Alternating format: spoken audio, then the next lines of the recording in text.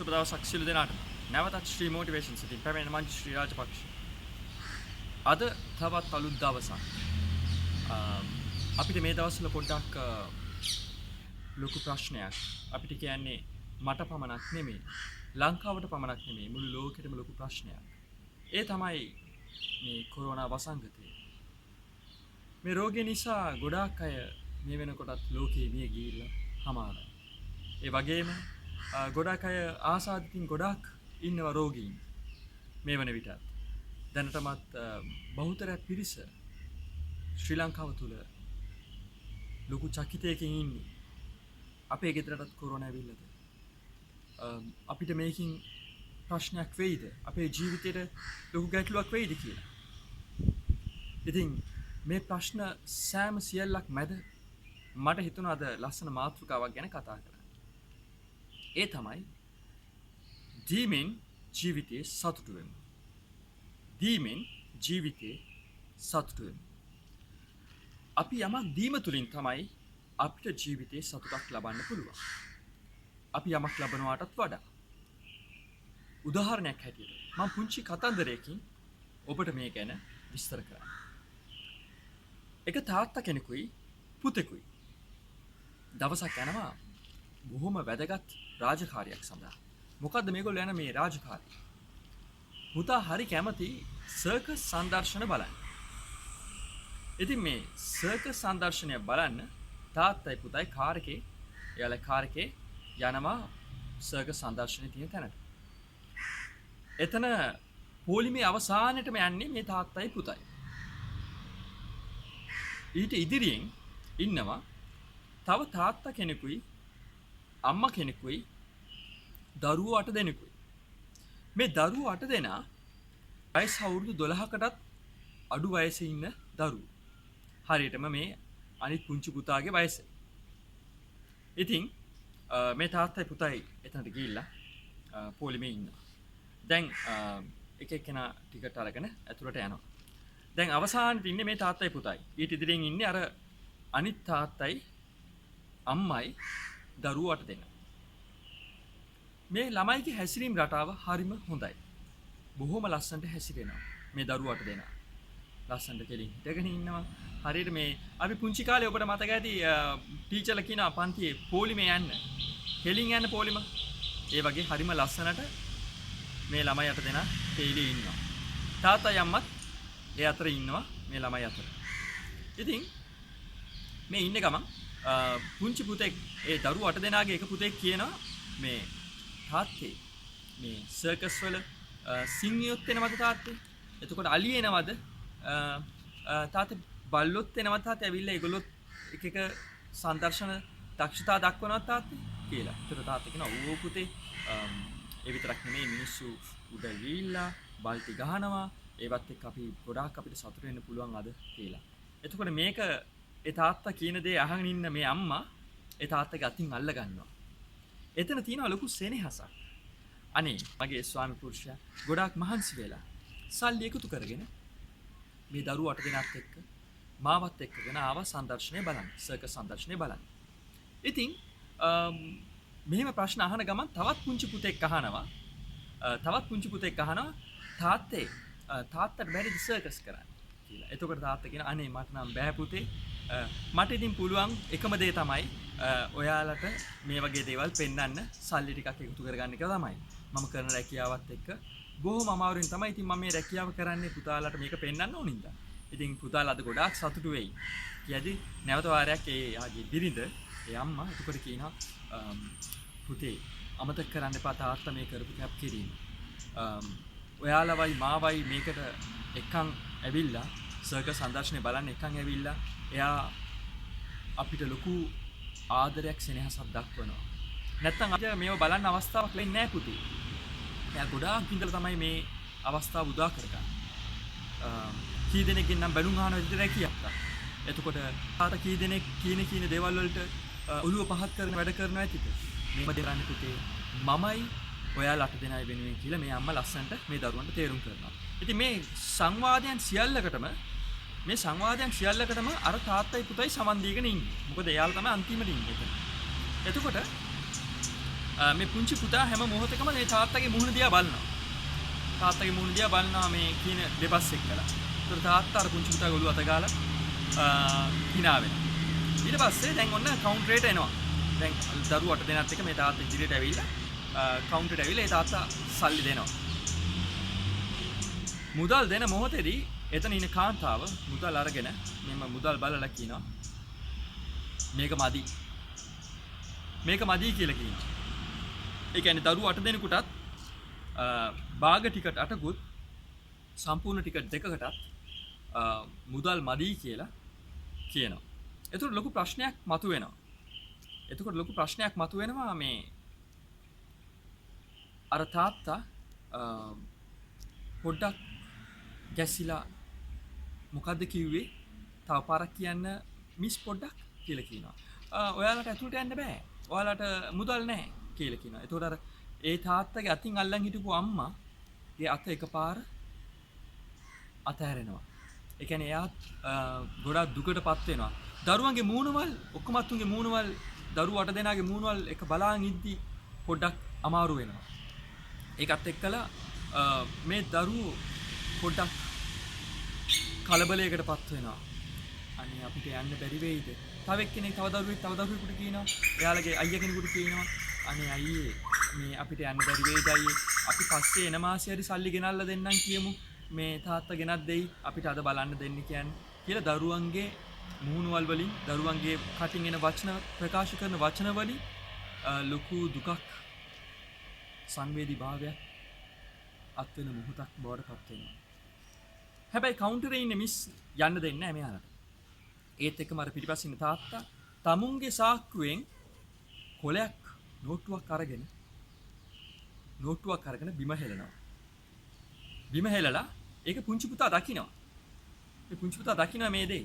දැකලා ඊට පස්සේ ඒ තාත්තම ඒ නෝට්ටුව අරගෙන මේ සාක්කුවේ තමුන්ගේ සාක්කුවෙන් නෝට්ටුවක් අරගෙන බිම හෙලලා ඒ නෝට්ටුවම අරගෙන අර තාත්තට තට්ටුවක් දාලා කියනවා මහත්මයා ඔබේ සාක්කුවේ මේ නෝට්ටුව වැටුණා කියලා කියනවා. ඔබේ සාක්කුවේ මේ නෝට්ටුව වැටුණා කියලා කියනවා. කියලා තට්ටුවක් දාලා මේ අයිති ඔබටයි කියලා. එතකොට අර තාත්තට මේ එක පැත්තකින් තාත්තා දන්නවා ඇත්ත විස්තරේ මොකද්ද කියලා. තාත්තගේ සාක්කුවේ නෝට්ටුවක් තිබෙන්නේ ඒ තාත්තගේ. හැබැයි මේ තාත්තා හිමින් සැරේ මේ නෝට්ටුව අතට ගන්නවා. මේ නෝට්ටුව අතට අරගෙන ස්තුති කියන්නෙත් නැහැ. අර කවුන්ටරේට දෙනවා. දැන් පොඩි ප්‍රශ්නයක් මතුවෙනවා. මේ දරුවෝ 8 දෙනාගේ මුහුණත් සිනාමුසු මුහුණක් ඇති වෙනවා. ඒ වගේම අර අම්මත් සතුටටපත් වෙනවා. ඒ තාත්තත් සතුටටපත් වෙනවා. ඊට පස්සේ ඒ තාත්තා ඔළුවෙන් පොඩි සංඥාවක් දෙනවා S2යි මුහුණත් එක්කලා තමුන්ගේ ප්‍රතිචාරය අර අනිත් තාත්තට නිකන් බොහොම ස්තුතියි කියනවා වගේ. හරි ලස්සන ප්‍රතිචාරයක් දක්වන්නේ. ඒ තාත්තා hina වෙලා ආය පාරක් හැරෙනවා. පුංචි පුතාත් හැරෙනවා. එතකොට මොකද්ද සිද්ධ වෙන්නේ? මෙයාලට සර්කස් බලන්න යන්න තිබ්බ මේ තාත්තරේ පුතාට සර්කස් බලන්න යන්න තිබ්බ මුදල තමයි මේගොල්ලෝ දුන්නේ. මේ දෙන්න සතුටින් ගෙදර එනවා. මේ තාත්තා අහනවා මේ පුංචි පුතාගෙන් පුතේ ඔයා දැක්කද වෙච්ච දේ කියලා. ඔව් තාත්තේ මම දැක්කා. ඒක හරි හොඳ දෙයක් තාත්තේ. මොකද අපි බැරි නැති උනාට කමක් නැහැ. ඒ අයියලා මල්ලිලා 8 දෙනා ඒගොල්ලෝ බලයි. ඒ වගේම මේ අම්මයි තාත්තා ඒගොල්ලෝ සතුටින් හිටියා නේ තාත්තේ. නිකන් හරි අපි ඇතුළට ගිහලා බැලුවා නම් අපිට ඒක සතුටක් වෙන්නේ නැහැ තාත්තේ. අපි එතනට ගියත් අපි කල්පනා කරයි අනේ පව් අරගොල්ලෝ ගියාද? එහෙම නැත්නම් ඒගොල්ලෝ ගෙදර යනවාද? දැන් අඬනවා ඇති ඒගොල්ලෝ. අනේ පව් ඒගොල්ලන්ට මේ අවස්ථාව බලන්න හම්බුන්නේ නැහැ. මේකේ තියෙන සංදර්ශන වල තියෙන ලස්සන වටිනාකම් බලන්න හම්බුන්නේ නැහැ. නමුත් තාත්තේ අපිටත් සතුටු වෙන්න පුළුවන් නේද?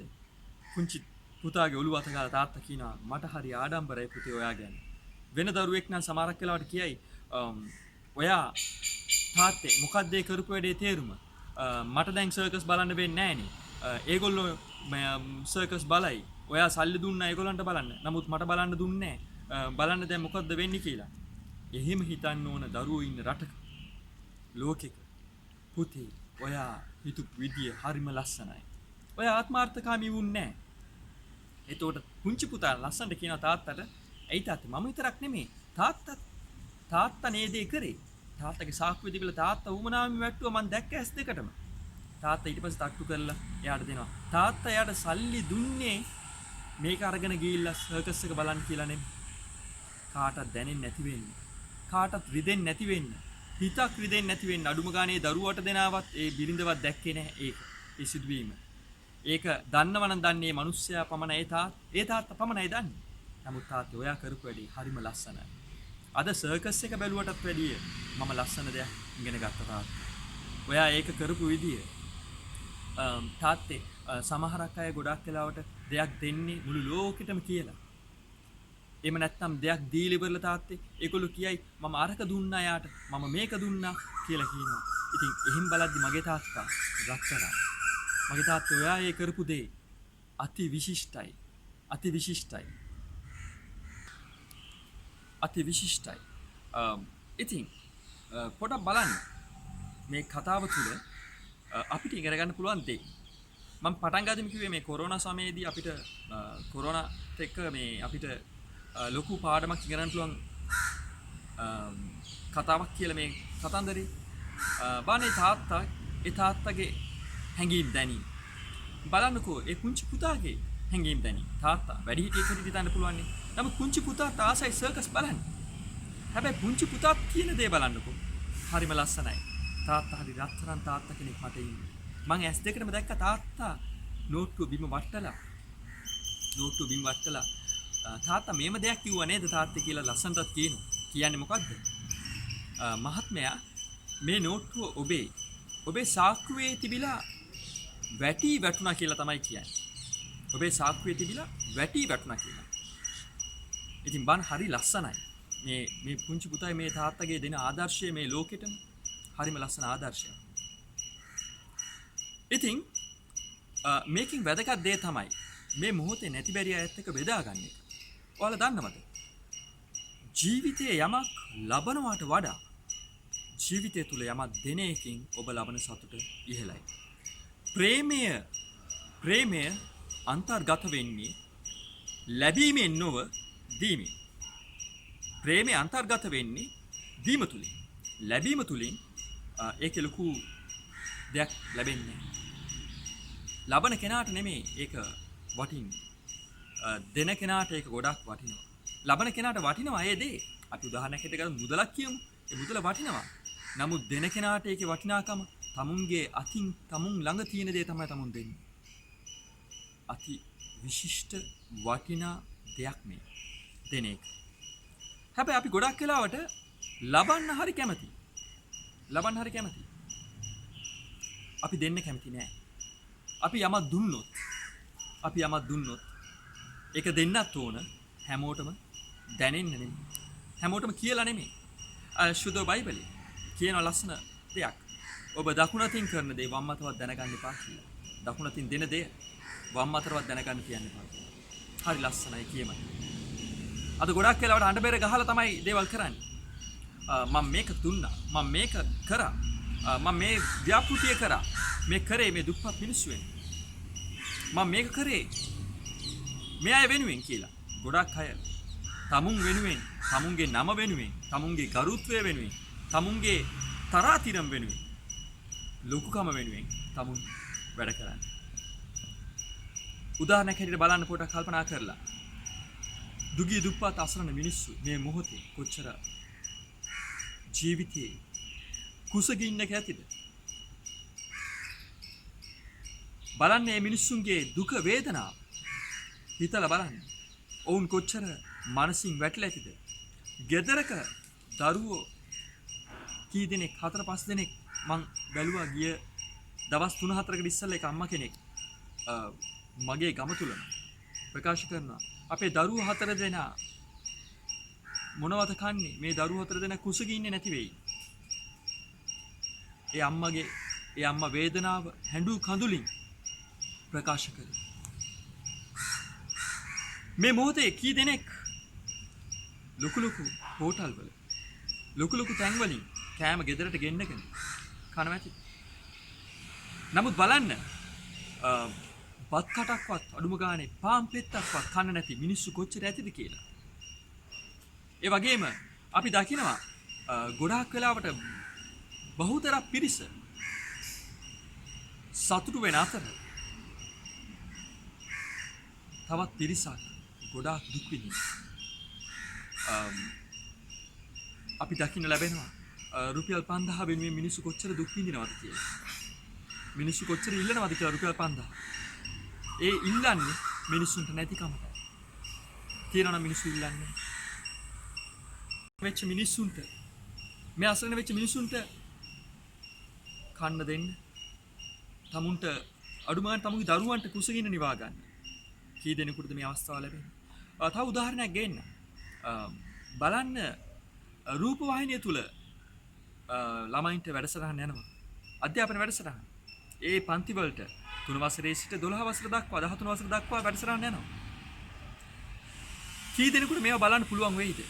ඒ වගේම පාසල් වලින් ඔන්ලයින් Zoom classes මේවා මගින් ළමයිට අධ්‍යාපනය දෙනවා. කී දෙනෙකුට මේවා බලන්න පුළුවන් වෙයිද? කී දෙනෙක් මේවත් එක්කලා තමුන් අසරණ වෙයිද? බලන්නකො පොඩක් කල්පනා කරලා. ජීවිතය තුල අපි ගොඩාක් අසරණ වෙන මොහොතවල් තියෙනවා. අපි කියනවා ලද දෙයින් සතුටු වෙමු කියලා. ඔව් අනිවාර්යයෙන් මේක ඇත්ත කියමනක්. ලද දෙයින් සතුටු වෙන්න ඕන අපි ජීවිතය තුල. හැබැයි දෙයක් නැතුව මිනිස්සුන් සතුටු වන්නේ කොහොමද? මට මතකයි මම පුංචි කාලේ මගේ අත්දැකීමක්. මම 8 වසර පන්තියේදී මගේ ගම හිටියා පුංචි ගමේ හිටියා දහම් පාසලේ පුංචි යාළුවෙක් මගේ පන්තියේ. ලස්සන සිදුවීමක්. අද මේ යාළුවා ඉන්නේ රට. ඒ හින්දා මම බය නැහැ මේ ගැන කතා කරන්න. මම යාළුවගේ නම ප්‍රකාශ කරන්නේ නැහැ. මොකද එහෙම වුණොත් මම තව ආදර්ශයක් දෙන්නේ. අපි කරපු දේ අපි දකුණතින් දෙන්නේ වම් අතින්වත් දැනගන්න කියන්න එපා කියනා වගේ මේ දේවල් කියන්නේ මේ දේවල් ඇත්තටම මම ප්‍රකාශ කරන්න අවශ්‍ය නැහැ. නමුත් මම මේ දේ කියන්නේ අපේ බාල පරපුරට ඉගෙන ගන්න. අද ගොඩක් වෙලාවට නපුර රජ කරන කාලයක්. වැරදි දෙයට තැන තියෙන කාලයක්. හොඳ දේවල් යටපත් වෙන දවසක් වෙලා තියෙනවා. ඉතින් පොඩ්ඩක් කල්පනා කරලා බලන්න මම මේ කියන්නේ කතන්දරේ. ලස්සන කතන්දරයක්. මගේ පෞද්ගලික මගේ අත්දැකීමක්. මගේ යාළුවා නත්තලට ක්‍රිස්මස් වලට ලස්සන දෙයක් මගෙන් අහනවා. මංචු ඔයා නත්තලට ඇඳුම් ගත්තද කියලා. මං කියනවා ඔව් මං ඇඳුම් අහන්න දුන්නා. කළු කලිසමකුයි රතු පාට ෂර්ට් එකකුයි සපත්තු දෙකක් අලුතෙන් තාත්තා අරන් දෙනවා කියලා කිව්වා. ඉතින් මගේ යාළුවාගේ මුහුණ එකපාර බිම බලන් හිටියා. ඔළුව පහත් වුණා. මං එයාගෙන් ඇහුවා ඔයා ඇඳුම් ගත්තේ නැද්ද කියලා. නත්තල. එයා කිව්වා නෑ තාම මුකුත් එහෙම මේකක් නෑ. තාත්තට රැකියාවෙන් සල්ලි හම්බුනන් පස්සේ අම්මා කිව්වා අරන් දෙන්නම් කියලා. දැන් මම මේ කතාව කියන්නේ දෙසැම්බර් මාසේ 7 වෙනිදා වගේ වෙච්ච සිදුවීමක්. දෙසැම්බර් 24 නත්තල් රාත්‍රියේ පූජාවට යන්න තමයි මේ දරුවා මගේ යාළුවා කිව්වේ. ඒතකොට දවස් තියෙනවා තව 15ක් 20ක් විතර 15ක් 16ක් පමණ තියෙනවා. තව ඉස්සරහට. ඉතින් කොමාරි මමයි මගේ යාළුවයි එකම සයිස්. උසින්ද ඇඟපතිනුත් අපි දෙන්න එකම සයිස්. මට හරි දෙයක් හිතුණා ලස්සන දෙයක්. 23 වෙනිදා මම හරියට මගේ අම්මගේ උපන්දිනය තිබ්බා. උපන්දින දවසේ අම්මට සුබපතල ඉවර වෙලා හිමින් සැරේ මම මගේ ෂර්ට් එකයි කලිසමයි අලුතින් ගත්ත සපත් දෙකයි අරගෙන ගියා මගේ යාළුවා ගෙදර. ගිහලා මගේ යාළුවට මම දුන්නා නත්තලට මගෙන් ඔයාට පුංචි තෑග්ගක් කියලා. නත්තලට ඔයාට මගෙන් පුංචි තෑග්ගක් කියලා. ඉතින් ලස්සන සිදුවීමක් වෙනවා. මගේ යාළුවා නම් මොකද්ද කියලා. ඒතර මං කිව්වා මේක පුංචි දෙයක්. ඔයා බලන්නකෝ කියලා. යාළුවා ගෙදර ගිහිල්ලා ෂර්ට් එකයි කලිසමයි සපත් දෙක ඔක්කොම දාගෙන නත්තල් දින රාත්‍රියේ පූජාවට එනවා දැන්. හරි ලස්සන සිදුවීමක්. මම නත්තල් දින පූජාවට ගියා. මම ගියේ මගේ තිබ්බ සාමාන්‍ය ඇඳුමක් ඇඳලා. ඒකත් රතු පාටම ෂර්ට් එකක්. තවත් කළු පාට කලිසමක් තිබ්බා මං ගාව. මං දාපු පාසල් දාපු කළු සපත්තු දෙක ඒ සපත් දෙක මං ගාව තිබ්බා. ඒ අලුතින් සපත්තුවක් දාන්න උවමනා වුණෙත් නැහැ. ඉතින් මම ගෙදරින් පිටත් වෙද්දී මගේ අම්මා ඇහුවා මංජු අලුත් ඇඳුම අඳින්න නැද්ද පුතේ කියලා. මං කිව්වා නෑ නෑ අම්මා ඒක දැන් අඳින්නේ නැහැ මේක තාම හොඳයිනේ. මේක මං ඇඳලා අනිත් ඇඳුම පස්සේ අඳින්නම් දවසක. ඒත් පුතේ අපරාධනේ ඔයක අලුතින් නත්තලට මහලා දුන්නේ කියලා කිව්වා. මං කිව්වා නෑ නෑ එකම නෑ මේක ප්‍රශ්නයක් නෑ කිව්වා. මගේ අම්මා මුකුත් කිව්වේ නෑ මට. නෑ නෑ අලුත් ඇඳුම අඳින්න. අලුත් සපත් දෙක දාන්න. මොකද්ද මේ යන හැටිද? ඒක නිකන්වත් මට කිව්වේ නෑ. හැබැයි පූජාවට ගිහිල්ලා අවසානයේදී ලස්සන සිදුවීමක් වෙනවා. පූජා ඉවරලා හැමෝම ඇවිල්ලා සුබ පතනවා. සුබ නත්තලක් වේවා. wish you happy Christmas කියලා හැමෝම අතරට දීලා සුබ පතන මොහොතේ මේ මගේ යාළුවා මගේ ළඟට ඇවිල්ලා අතරට දීලා මාව බදාගත්තා. මාව බදාගෙන දැක්ක මගේ සපත්තු දෙක. දැකලා කිව්වා මංජු ඔයා දහම් පාසල් දාගෙන සපත්තු දෙක නේද ඔයා දාන් ඉන්නේ කියලා. මං කිව්වා ඔව් ප්‍රශ්නයක් නැහැ. ලස්සනයි ඒක. මගේ කකුලට හරියටම තියෙනවා. කිසිම ගැටලුවක් නැහැ කියලා. එයා මට කියනවා නෑ මංජු. ඒත් ඔයාට අලුත් සපත්තු දෙක නැති වුණානේ මම නිසා කියලා. එතකොට ඔය අතරතුර මගේ අම්මා ඔය දෙබස බලාගෙන හිටියේ. අහගෙන හිටියේ. මොකද්ද මෙතන වෙන්නේ කියලා. ඒත් එකම අම්මා කියනවා ලස්සන දෙයක්. එයා දවුරුවට අතරක් දීලා සුබ පතලා කියනවා පුතාට නත්තල් ජයයි නේ මේ පාර. හොඳයි කියලා මුකුත් කිව්වේ නෑ. අපේ අම්මයි මමයි තාත්තා අපි ඔක්කොම ඉතින් අපි ගෙදර එනවා අපි. මමයි අම්මයි තාත්තයි අපි ගෙදර ආවන් පස්සේ ලස්සන සිදුවීමක් වෙනවා. අම්මා මගෙන් අහනවා මංජු මට ඔයා ගැන හරි ආඩම්බරයි. මං අහනවා ඇයි අම්මේ කියලා. ඒතර අම්මා කියනවා මේ පොඩි වයසේම ඔයාට ඔය වගේ දෙයක් කරන්න හිතුනේ එක ගැන. ඔයා කොච්චර හොඳ දෙයක්ද කරේ. ඒ දේ හැමෝම කරන්නේ නැහැ පුතේ. හැමෝටම කරන්නත් බෑ. පොඩි කාලේ මට උන් හිතුනේ කළ පුතේ. ඒ ඔයාට මහලා දුන්න ඇඳුමයි ෂර්ට් එකයි කලිසමයි සපත් දෙකයි නේද කියලා. මං කෝ ප්‍රශ්නයක් නෑ කියලා. ඒතර කෝ ප්‍රශ්නයක් නෑ. මොකද එයා ඒකින් සතුටු වෙනා නේද? දැක්කද මං එයාගෙන් ඇහුවම නත්තල් ජවත් ජය වගේ කියලා කිව්වන් පස්සේ එයා එකපාර මූණේ තිබ්බේ ළමගේ තිබ්බ හිනාව. ඉතින් ආදර අම්මේ තාත්තේ දුවේ පුතේ නංගී මල්ලි හිතන්න පොඩ්ඩක් ජීවිතය තුළ දීමෙන් ඔබ සතුටු වෙනවා. අදටත් මම සතුටු වෙනවා. දැන් මට වයස අවුරුදු 41ක්. අවුරුදු 12 දී වෙච්ච සිදුවීමකට අදටත් මම සතුටු වෙනවා. දැනටත් මට දැනෙනවා. ඒ විතරක් නෙමෙයි. ඔයා ඒ කරපු දේ මේ ලෝකේ හැමෝම මෙම දැනගත්තත් කාටද කරේ කියලාවත් දන්නේ නැහැ. ඒකයි වටින්නේ. ඔබ දෙයක් කරන්න අඬ බැර ගහලා නෙමෙයි. ඔබ දෙයක් කරන්න තමුන්ට පමණක් දැනගන්න කියලා. ඒක තමයි වටින්නේ. ජීවිතය තුළ හැම මොහොතකම අපි මිනිස්සු හැටියට ඉවසීමෙන් යුතුව ජීවිතය ගත කරන්න ඕන කාලේ. කලබල වෙන්න හොඳ නැහැ. අපිට ජීවිතේ අරක නැහැ මේක නැහැ කියලා අපි කලබල වෙන්න හොඳ නැහැ. සමහරක් අය දුක් වෙනවා. මට ෆෙරාරි කාර් එකක් නැහැ කියලා. එහෙම නැත්නම් බෙන්ස් කාර් එකක් නැහැ කියලා.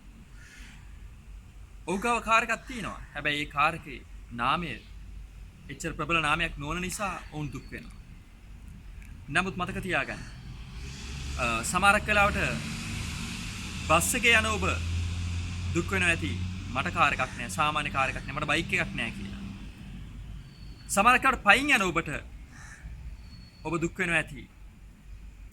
මට බස් එක යන්න මුදල් නැහැ කියලා. සමහරක් වෙලාවට කකුලක් නැති ඔබ දුක් වෙනවා ඇති. මට එක කකුලක් නැහැ කියලා. සමහරක් වෙලාවට එක කකුලක් නැති ඔබ එහෙම දුක් වෙද්දී කකුල් දෙකම නැති කෙනා කොහොම දුක් වෙයි? එහෙනම් මේ ඔක්කොම එක්කලා ඔබට කකුල් දෙකම අහිමි වෙලා තියෙනවා. ඒෙන් බලද්දී ඔබ සතුටු වෙන්නේ ඔබට තියෙන දේත් එක්කලා. අනිත් එක තමයි ජීවිතය සතුටු වෙන්න නම් දීම තමයි වැදගත්. ලැබීමට වඩා. මේ මොහොතේ ඔබට මුදල් අගහිකම් ඇති. ප්‍රශ්න කරදර ගොඩාක් ඇති මේ වෙද්දී ඔබට. සමහරකට වතුර බිල්, ලයිට් බිල්, තව මාස ගානකින් එද්දී අපි කොහොමද මේවා පියවන්නේ? දරුවන්ගේ අධ්‍යාපන කටයුතු වලට ස්කූල් ෆීස්, ක්ලාසස් වලට ෆීස්, මේවා අපි කොහොමද ගෙවන්නේ? රයිට්? ලොකු ප්‍රශ්න ඇති. මූලික මිනිස් අවශ්‍යතාවයන් ආහාර ඇඳුම් නිවාස මේ දේවල් වලින් මුලින්ම අපි ශක්තිමත් සවිමත් වෙයි සිටිනවාද? ඔබ දකින්නවාද ලොකු ලොකු හෝටල් වල කැම අනුභව කරන ගොඩාක් පිරිස එහෙම කද්දී වීදුරුවෙන් එළියේ ඔවුන් කන මොහොතේ වීදුරුවෙන් එළියේ ඉඳන් පුංචි දරුවෝ කී දෙනෙක් බලන් ඉන්නවද?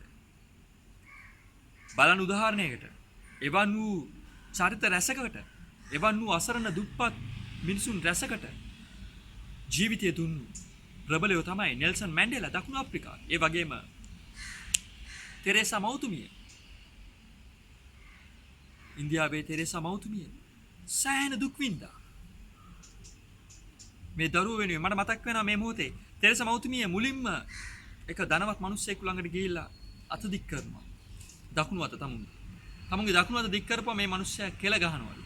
මේ ධනවත් මිනිස්සයා කෙල ගැහුවන් පස්සේ තෙරේසා මෞතුමිය තමුන්ගේ අත මෙහෙම තද කරලා ඒ කෙල මිටිය මෙහෙම තද කරලා කෙල ටික මෙහෙම තද කරලා අනිත් අත දික් කරනවලු. මෙහෙම දික් කළා කියනවලු මේක මට හොඳයි.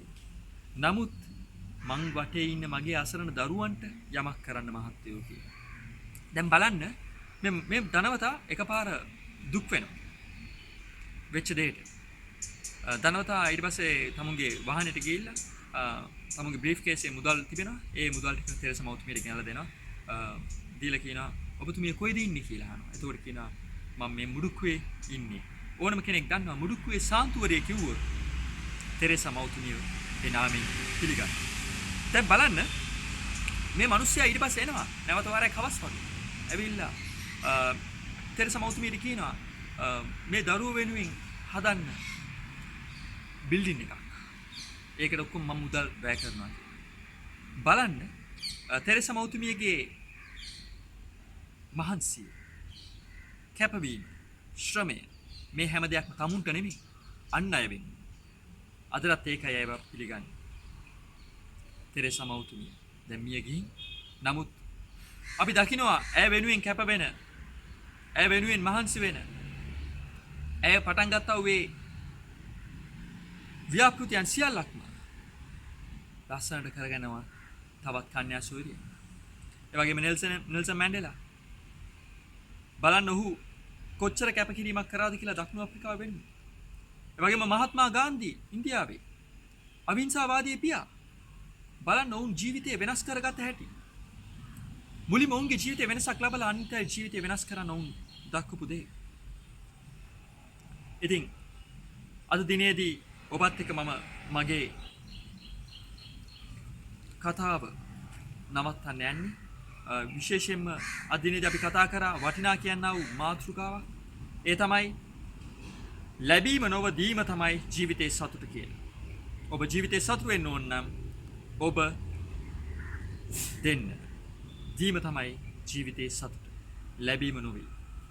එහෙමනම් ආදර දුවේ පුතේ නංගියේ මල්ලියේ මං හිතන්නේ ඔබ ජීවිතේ යමක් ලබන්න නැති, ඔබ අත්දැකීමක් ලබන්න නැති අද දිනේ කතා කරපු මාතෘකාවත් එක්කලා. ඒ වගේම පුංචි කතන්දර දෙකකින් මං කිව්වා කතන්දර දෙකක්. එකක් සර්කස් කතාව. ඊට පස්සේ මම කිව්වා මගේ පෞද්ගලික ජීවිතේ කතාව. පුංචි කාලේ 8 වසරේ සිදුවීම. ඒ වගේම ඔබේ ජීවිතවල ඔබත් දීමට පුරුදු වන්න. එවිට ඔබට සතුට වෙන්න පුළුවන්. එසේනම් මෙතෙක් වෙලා මාසම කතා කරා මේ මට සමන් දුන්න හැම කෙනෙකුටම සුදවන්ත වෙනවා. ඒ වගේම මේ වීඩියෝව බලලා හැම කෙනෙක්ම subscribe කරපු නැති කට්ටිය subscribe කරන්න. ඒ වගේම මේ වීඩියෝට like එකක් comment එකක් දාන්න. ඔබේ ජීවිතය තුළ ඔබත් පුරුදු වෙන්න, දෙන්න ලබන්න නෙවෙයි දෙන්න පුරුදු වෙන්න. විශේෂයෙන් මේ වගේ කාලෙක උදව් කරන මිනිසුන්ට ඒ තුලින් ඔබ සතුටු වෙන්න පුළුවන් කෙදිනක හෝ.